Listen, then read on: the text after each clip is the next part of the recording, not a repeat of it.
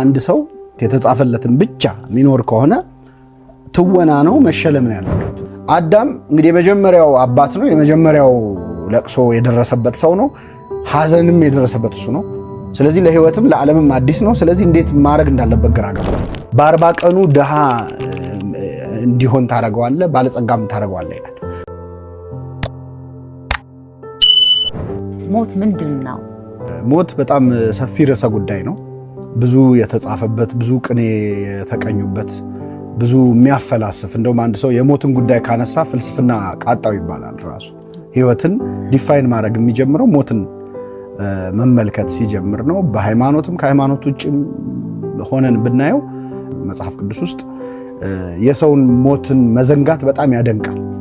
ያለ ግን የሚረሳ የማይቀር ግን አጠገብሽ ሆኖ የምትረሺው አይነት ነገር የለም። ሞት ሲባል የሚመጣብንና የምንፈራው የነፍሳችን ከስጋችን መለየት ነው። የዚህ ምድር ላይ ቆይታችን የሚያበቃበት ሰው አረፈ ሞተ ተብሎ የሚለቀስበት የታወቀው ሞት እሱ ነው። ግን መጽሐፍ ቅዱስ እሱም ብቻ አይደለም ሞት የሚለው፣ ከሱ ቀድሞ ሌላ ሞት አለ። አንዳንድ ሰው አለ እየተባለ ግን በጣም በክፋት ውስጥ ከኖረ መሞት የተሻለ ሁሉ ሊሆን ይችላል።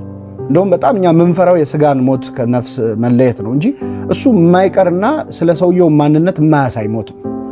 ምድር ላይ ያሉ ግን መሞት በጣም ስለ ባልቴት ሲናገር፣ ባሏ ስለሞተባት ሴት ሲናገር የባሏን ሞት በጣም ለተቀማጠለ ህይወት እንደ እድል የምትቆጥር ከሆነች በህይወቷ ሳለች የሞተች ናት ይላል ቅዱስ ጳውሎስ። ደግሞ ቅምጥሊቱ ልና በህይወቷ ሳለች የሞተች ናት ይላል።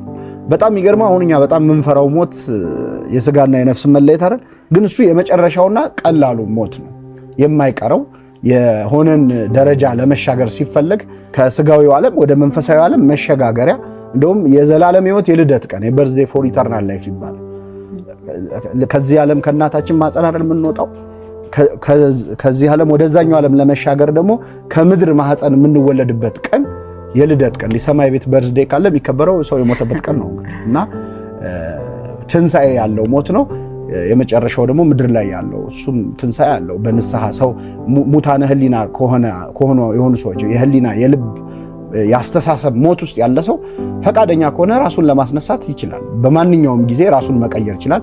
ያ ምድር ላይ ያለ ንስሐ የሚባለው እሱ ትንሣኤ ይባላል። በነገራችን ላይ ስለ ሞት የምናደርገው ዲስከሽን ማለት ምን እንደሆነ ታውቂያለሽ? ሆድ ውስጥ ያሉ ለምሳሌ መንታ ህፃናት ስለዚህ ምድር ቢያወሩ እንዴት ነው ወተን ስለማያውቁት ነገር ማለት ነው። እና እንደው ማለት በተጻፉልን እውነታዎች ተመስርተን እንፍጨረጨር ይሆናል እንጂ አብዛኛው በሞት የሚመለስ ጥያቄ አለ። ስለ ሞት እናወራ ህይወት ስላለ እያንዳንዱ ነገራችን የታወቀ ነው ወይ የተጻፈ ነው ወይ እንደሚባለው የሄኖክ ህይወት፣ የዳጊ ህይወት፣ የሁላችንም ህይወት እስከምንሞትባት ደቂቃ ድረስ ያለችው ነገር የተጻፈልን ነገር አለ ወይ? አንደኛ አንድ ሰው አሁን በተባለው መሰረት የተጻፈለትን ብቻ ሚኖር ከሆነ ትወና ነው መሸለም ነው ያለበት። ጥሩ ተዋናይ ነው አንድ ሰው መቼስ ለተጫወተው ሮል መቀጣት የለበት። ስለዚህ የተጻፈልኝ ከሆነ የምሰራው ኃጢአት የምሰራው መልካም ነገር ኦሬዲ ተጽፎ ያለቀ ከሆነ በጣም ከባድ ነው። ወደ ሞት ርዕሰ ጉዳይ ደግሞ ስናመጣው አንድ ሰው የሚሞትበት ቀን የተወሰነ በቃ በዚህ ቀን ይሞት ተብሎ ያለቀለት ነገር ከሆነ ለምንድነው በየህክምናው የሚለፋው? አንድን ሰው ትሪት ለማድረግ ለመርዳት የሚሞከርበት ምክንያት ምንድነው? ልፋቱ ምንድነው? ዞሮ ያለቀለት ጉዳይ ከሆነ ስለዚህ አብዛኞቹ ህይወትን ለማስቀጠል የሚደረጉ ትግሎች በሙሉ ትርጉም አልባ ይሆናሉ። የተጻፈልንን ነው የምንኖረው የሚል ትምህርት በክርስትናው ዓለም ወይም በቤተክርስቲያን በተለይ በኦርቶዶክስ ቤተክርስቲያን አስተምሮ የለም። ከዛ ነው መነሳት ያለብን። እግዚአብሔር አስቀድሞ ያውቃል ወይ? አዎ ያውቃል። አስቀድሞ ወስኗል ወይ? አልወሰነም። ፕሪደስቲኔሽን እና ፎርኖሌጅን ለይተን ነው የምናየው። እግዚአብሔር አስቀድሞ ያውቃል ማለት እንዲሆን ወስኗል ማለት አይደለም። የሚያውቀው ስለወሰነ ሳይሆን የሚሆነው ያወቀው ስለሚሆን ነው። ለምሳሌ እኔ አሁን አንድ ትልቅ ፎቅ ላይ ሆኜ ወደ ታች እያየው የትራፊክ ፍሎውን ባይ ሁለት መኪኖች ሊጋጩ ነው እያልኩ ቢጋጩ ያንተ ጥፋት አይሆን አንተ ነው ያጋጨው ብለህ ነበር። በእርግጥ አማረትክ ይባላል። እኛ ባህል ትንሽ አስቸጋሪ ነው። ግን ከታች ስላየህ ነው አይባል። ያለሁበት ከፍ ያለ ቦታ የመኪኖቹን ቀጣይ እንትን ለማየት እድል ሰጠኝ። እግዚአብሔር ያለበት አምላካዊ ሲጀመር ከታይም ውጪ ነው እግዚአብሔር። እኛ ታይም የምንለው ላይን ውስጥ ውጪ ነው ያለው። ስለዚህ ሁሉም አሁን እንደሆነ ነው። ትናንትም ነገም ዛሬም የሚባለው በሱ ዘንድ አሁን። ስለዚህ የሱ የሚሆነውን የማየት የማወቅን ጉዳይ ማወቅንና መወሰንን ለይተን ነው አንደኛው።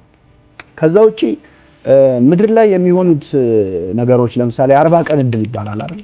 ምንድነው አንድ ልጅ ሲጸነስ 40 ቀን ሲሞላው በሳይንሱ ደግሞ 8 ሳምንት ሲሞላው ሙሉ አካሉ ያልቃል ማለት ሁሉም ኦርጋኖቹ ተሟልቶ ልጁ አድጎ ሁሉም አካል 2 እጅ 2 አይን 2 እግር የሚለው ሁሉ ነገር ይኖረዋል።